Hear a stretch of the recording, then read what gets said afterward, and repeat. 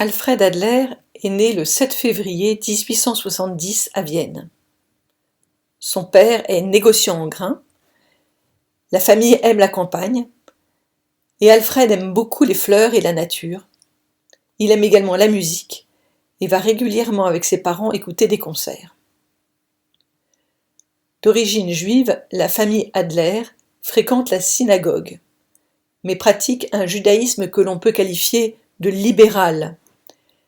La biographe Phyllis Bottom, qui a bien connu Adler, le décrit avec un accent purement viennois et une vision de la vie ainsi que des réactions typiques d'un paysan autrichien.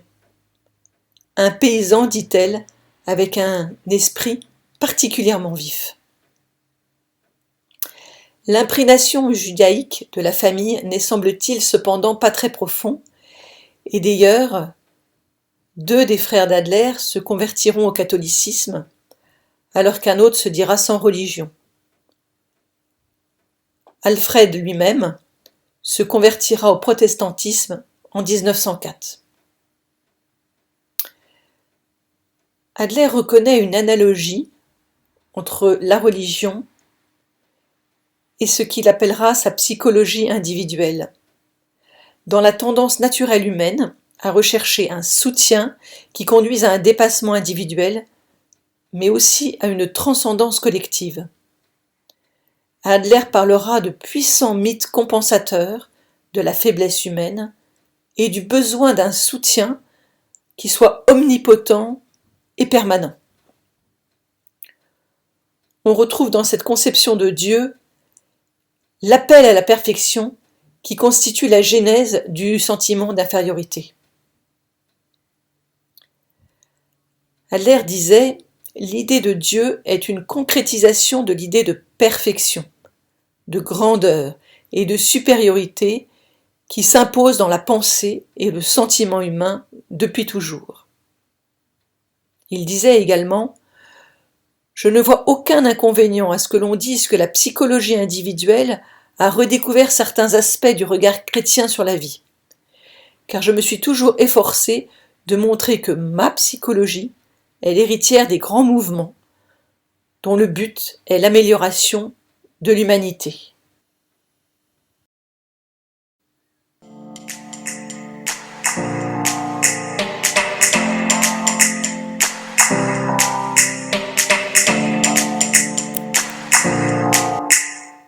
Second d'une famille nombreuse de 6 enfants, Adler a pu expérimenter concrètement ce qui allait devenir sa théorie de la place de l'enfant dans la fratrie. Adler est le 2e garçon. Le petit Alfred a l'impression de vivre, dit-il, dans l'ombre d'un frère modèle, intelligent et très doué, indépassable malgré tous ses efforts. De son côté, son frère aîné, Sigmund, reproche à Alfred de l'avoir détrôné et d'être devenu le favori de son père. C'est donc une relation basée à la fois sur l'admiration, mais aussi la compétition, le ressentiment et la jalousie qui s'instaurent. Hermine, le 3e enfant, naît 1 an après Adler. Les 2 s'aiment beaucoup. Et puis à nouveau 1 an après, c'est Rudolf qui naît. C'est donc le 4e enfant, mais le 3e garçon. Pour Alfred, c'est très difficile à supporter, car Rudolf est malade et bénéficie ainsi de toute l'attention de ses parents, et en particulier de sa mère. Adler parlera d'une rivalité fraternelle entre les 3 garçons aînés. Il dira « Pendant mes 2 premières années, ma mère m'a beaucoup gâté. Mais à la naissance de mon jeune frère, elle reportera sur lui toute son attention. Je me sentis alors véritablement détrôné et j'ai tourné mon affection envers mon père dont j'étais le favori. » Malheureusement, Rudolf mourut à l'âge d'1 an seulement, de la diphtérie, dans le lit juste à côté de celui du jeune Alfred, qui est alors âgé de 3 ans. Cette mort affecte profondément Alfred Adler, qui en ressent une forte culpabilité du fait du ressentiment et de la jalousie qu'il éprouvait à propos de son petit frère. Au niveau du reste de la famille, les relations d'Adler avec sa mère sont ambiguës. Il apparaît, d'après ses biographes et les écrits d'Adler lui-même, que sa mère est une excellente femme d'intérieur, simple et douce, s'occupant avec sérieux de sa famille. Mais Adler dit qu'elle manque de spontanéité et qu'il ne se sent pas beaucoup d'affinité avec elle. Il lui reprochera par ailleurs, plus tard, de l'avoir surprotégée, gâtée, infantilisée en raison de son caractère maladif, que l'on reverra tout à l'heure, et également de ne pas lui avoir laissé assez de responsabilités. C'est en fait avec son père qu'Adler développe des relations privilégiées. Il dit que son père l'encourage à aller de l'avant, à se dépasser, et lui donne des conseils qu'il appliquera toute sa vie, comme par exemple de douter de tout. Adler a un autre souvenir d'enfance concernant son père, qu'il aime d'ailleurs raconter aux enfants qui ont des difficultés scolaires. Il raconte ainsi que son instituteur aurait suggéré à son père de le retirer de l'école et de le placer en apprentissage chez un cordonnier. En effet, à cette époque, Alfred Adler ne travaillait pas bien à l'école, en particulier en maths. Son père se serait alors, d'après Adler, moqué de l'enseignant et aurait soutenu et encouragé Alfred, qui décida alors de montrer au professeur ce dont il était capable. Et poussé par cet encouragement paternel, il devint, dit-il, le premier de sa classe en mathématiques et ne connut plus jamais de difficultés dans ses études. Tous ces éléments autobiographiques familiaux ont inspiré à Adler ses principaux concepts théoriques, comme l'influence de la place dans la fratrie, l'encouragement ou la surprotection.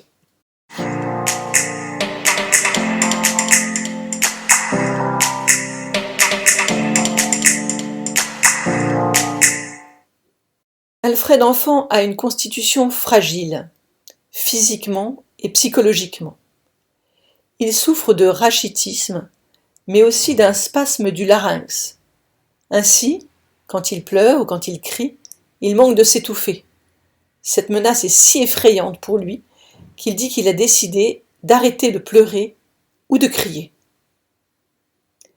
Par ailleurs, Alfred se décrit également comme très maladroit. Il se fit d'ailleurs renverser 2 fois par une voiture dans la rue. À 5 ans, Alfred contracte une pneumonie, grave au point que le médecin de famille le déclare alors incurable. Heureusement, la famille demande un second avis médical et il lui est alors prescrit un traitement différent qui finalement l'empêchera de mourir. Adler a été très marqué par ces 2 événements et déclare que c'est pour cela qu'il prend la décision de devenir médecin, pour lutter contre la mort. Pendant très longtemps, dans la joie de ma guérison, on avait parlé du danger de mort auquel je venais d'échapper. Je me souviens avoir choisi depuis cette époque la carrière de médecin. C'est ainsi que je voyais mon avenir, dans lequel j'avais placé un but, dont je pouvais attendre qu'il mette fin à la misère de mon année d'enfance et ma crainte de la mort. Adler n'a jamais changé d'avis, et en 1895, après avoir étudié la médecine à l'université de Vienne, il obtient son diplôme de médecin. Dans tous ces éléments autour de la maladie, de la faiblesse corporelle, de la mort et des réactions face à cela, on peut clairement voir la genèse de ces théories sur l'origine organique de l'infériorité, le sentiment d'infériorité et la compensation.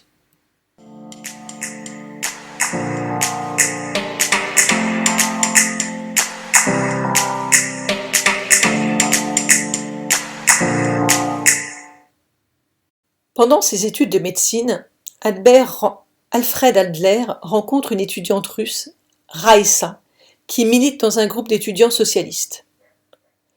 Il l'épouse en 1897 à Moscou. De leur union naîtra 4 enfants, Valentina, Alexandra, Nelly et Kurt.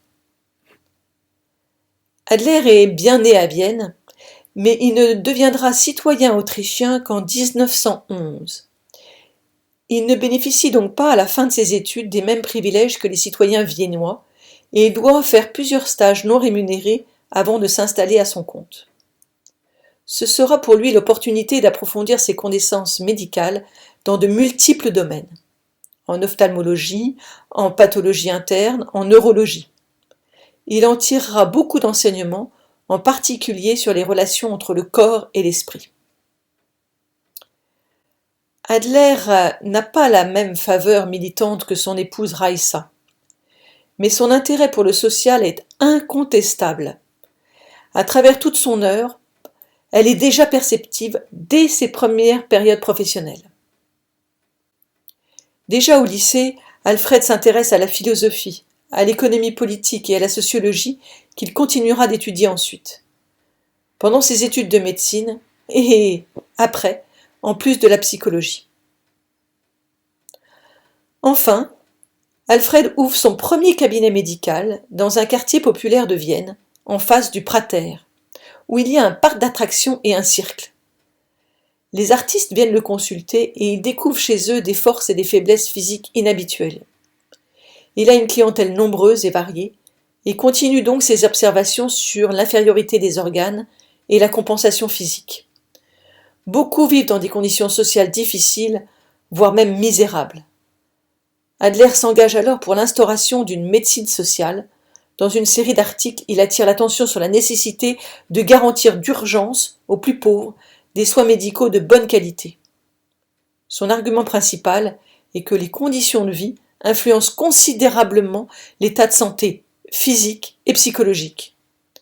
Il propose alors la création d'une assurance vieillesse et d'une assurance chômage obligatoire.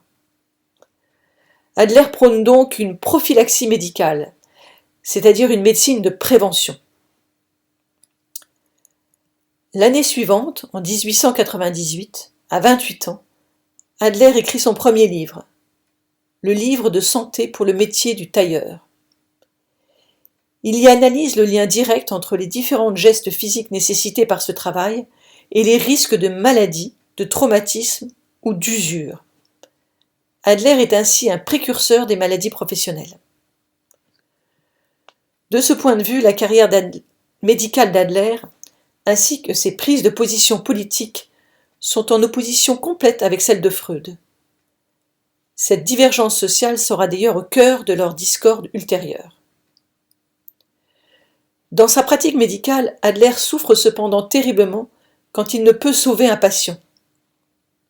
Et comme il n'y a pas encore d'insuline à l'époque, voir mourir les petits-enfants diabétiques lui est tout particulièrement insupportable. Par ailleurs, la politique à Vienne est très conservatrice, et Adler est déçu. Il réalise que s'il veut changer la société, ce n'est pas par une action politique qu'il y arrivera, mais que c'est plutôt au niveau de l'individu lui-même qu'il faut agir. Il réalise alors qu'il le peut en tant que médecin, en agissant en particulier au niveau psychologique. Adler se lance alors comme neurologue et neuropsychiatre. Il acquiert rapidement une réputation internationale. Les malades viennent de tous les coins du monde pour lui demander son aide. Une de ses biographes dira de lui « De sa personne émanait une sorte de calme magique, et le patient sentait en lui une telle chaleur et un si grand intérêt que le contact s'établissait immédiatement entre eux. Il lui arrivait même, d'après cette biographe, de calmer des fous furieux, et elle dit même qu'il parvint à en guérir.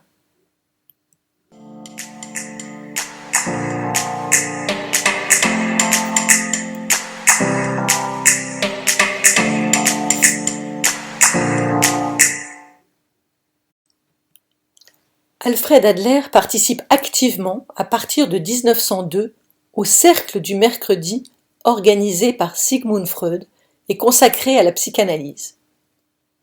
Chaque semaine, un membre présente un document et après une courte pause café et gâteau, le groupe en discute. C'est à cette occasion qu'il s'imprègne des notions de la psychologie dite des profondeurs, et en particulier de la notion théorique de l'inconscient. Il est aussi particulièrement enthousiasmé par le livre de Freud, L'interprétation des rêves.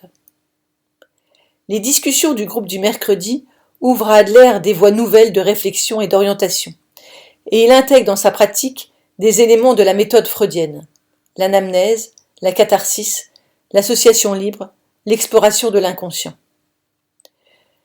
Mais même à cette époque de collaboration fructueuse avec Freud, Adler continue à développer des concepts qui lui sont propres. Il ne s'est d'ailleurs jamais considéré comme un disciple de Freud, mais comme un collègue, et il n'a pas non plus suivi d'analyse. Certaines des théories d'Adler sont en opposition d'ailleurs formelle aux théories freudiennes. Adler les publie en 1907 sous le titre « Études sur l'infériorité des organes et leur compensation psychique », puis en 1908 au sein d'un article intitulé « L'instinct d'agression dans la vie et dans la névrose ». Alors que Freud pense que le développement sexuel précoce est le déterminant principal de la formation du caractère, Adler le conteste vigoureusement. Pour lui, les pulsions sexuelles et agressives sont en fait deux instincts initialement séparés qui se rejoignent plus tard. Ce ne sera qu'en 1920 que Freud se rangera à l'avis d'Adler. Il publiera alors cette théorie du double instinct de la libido et des pulsions agressives dans le livre qui s'intitule « Au-delà du principe du plaisir ». Il ne mentionnera pour autant pas Adler. En 1910, malgré les fortes dissensions qui l'opposent à Freud, Adler devient cependant président du groupe viennois de psychanalyse. C'est dire son influence et son importance au sein de ce groupe. Mais en 1911, lors d'une conférence qui avait pour but de tenter d'apaiser les conflits internes entre Freud et Adler, la rupture est définitivement consommée.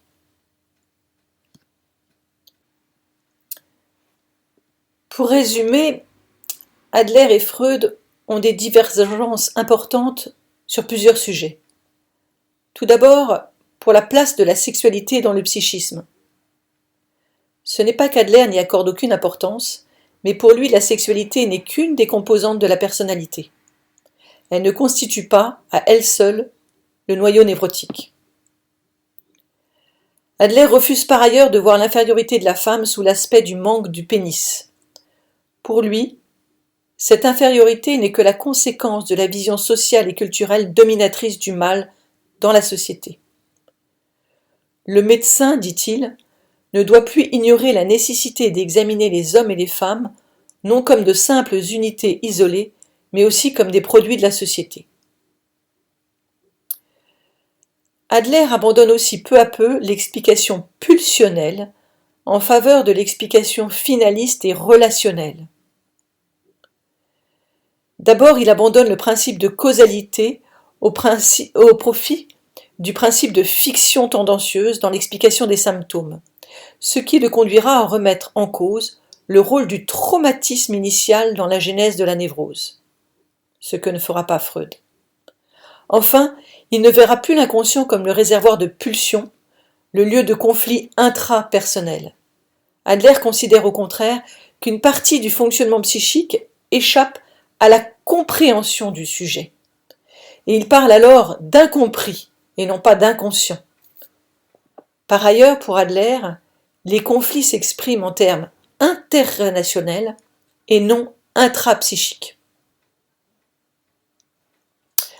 Après cette rupture avec Freud, Adler créera un groupe de psychanalyse dissident qui comprend au départ plusieurs adeptes orthodoxes de Nietzsche. Ceux-ci pensent en effet que finalement les idées d'Adler, en particulier sur la volonté de puissance, sont plus proches de celles de Nietzsche que ne le sont les théories de Freud. En 1912, Adler créera donc la psychologie individuelle. La même année, il développera ses conceptions théoriques. On y découvre alors un corpus théorique bien différent du paradigme freudien.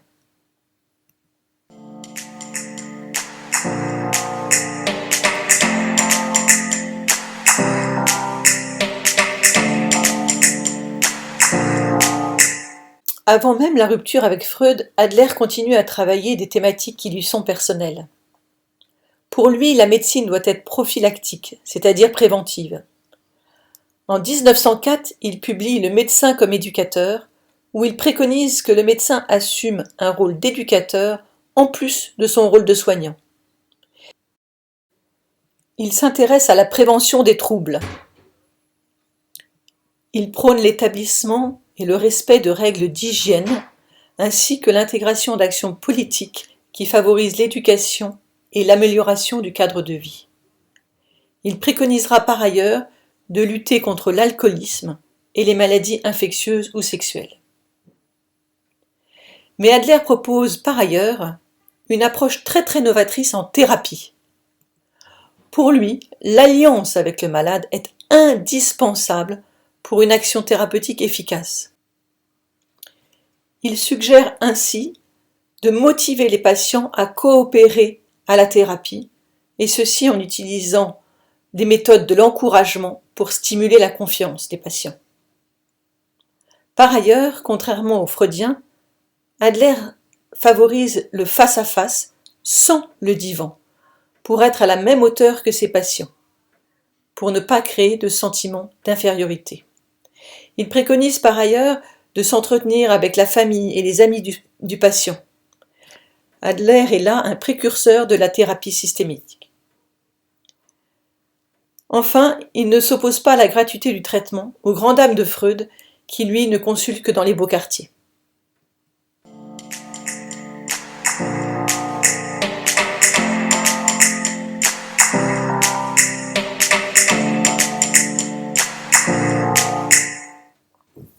Pendant la Première Guerre mondiale, Adler sera médecin militaire et il est profondément choqué et bouleversé par ce qu'il voit pendant la guerre.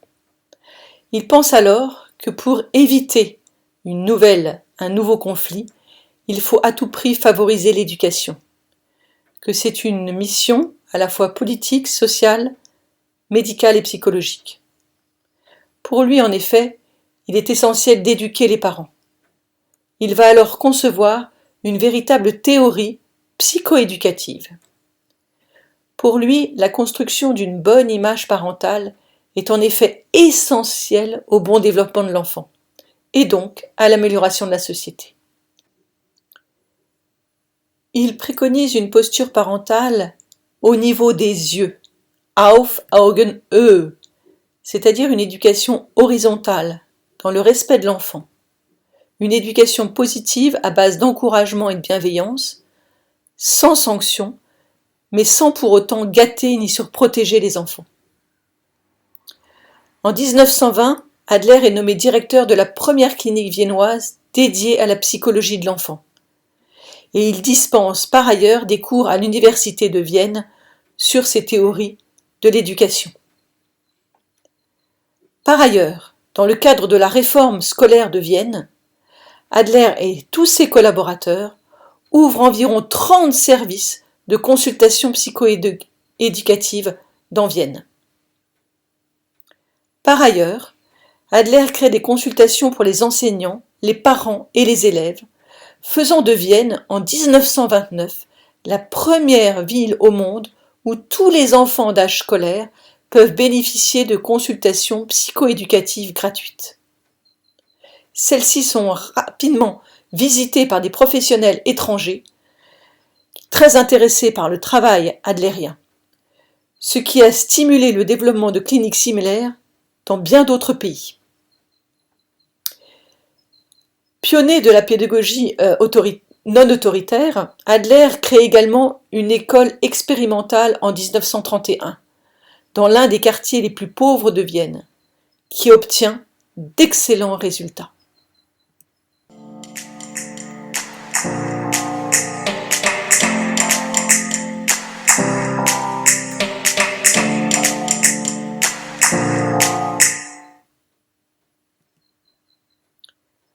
À partir de 1926, Adler se rend même régulièrement aux États-Unis, où ses théories optimistes, pédagogiques, holistiques et relationnelles rencontrent beaucoup d'intérêt. mais fortement marqué par l'actualité en Autriche et dans le reste du monde, et la montée des nationalismes et de l'antisémitisme, Adler va pousser encore plus loin son analyse biopsychosociale. Adler publie alors, en 1930, Le sens de la vie. Il y expose une position philosophique aux antipodes du contexte historique. Cette théorie, originale, est encore disruptive de nos jours. Elle consiste en la préconisation d'un idéal communautaire qui équilibrerait le sentiment universel d'infériorité. Cette analyse est conforme à sa posture depuis le début de sa pratique médicale, d'aspiration sociale et humaniste, et en phase avec son paradigme biopsychosocial. Le sens de la vie serait, selon lui, le développement chez chaque individu d'un esprit communautaire idéal qui non seulement permettrait à tout un chacun un développement personnel, altruiste et respectueux, mais engendrerait de façon causale et finaliste une société elle-même qui tendrait vers l'idéal. Adler résout ainsi l'équation de la vie, en équilibrant le sentiment d'infériorité constitutif de la nature humaine par le sentiment d'appartenance, développé par une éducation appropriée. Dans ce début des années 30, Adler est l'un des psychologues les plus connus du monde occidental, en particulier pour son travail sur les enfants et sa psychologie d'inspiration sociale et communautaire. Malheureusement, la vague nazie et antisémite déferle sur l'Autriche, et au cours des années 30, au prétexte de son origine juive, les nazis ferment les cliniques viennoises créées par Alfred Adler, bien qu'il se soit converti au christianisme 16 ans plus tôt. Adler émigre donc en 1934 aux États-Unis et sa famille le rejoindra en 1935. Les conférences d'Adler aux États-Unis, en Europe et en Angleterre sont surchargées et malgré un accent à couper au couteau, il communique aussi facilement avec son public en anglais que dans sa langue maternelle, l'allemand.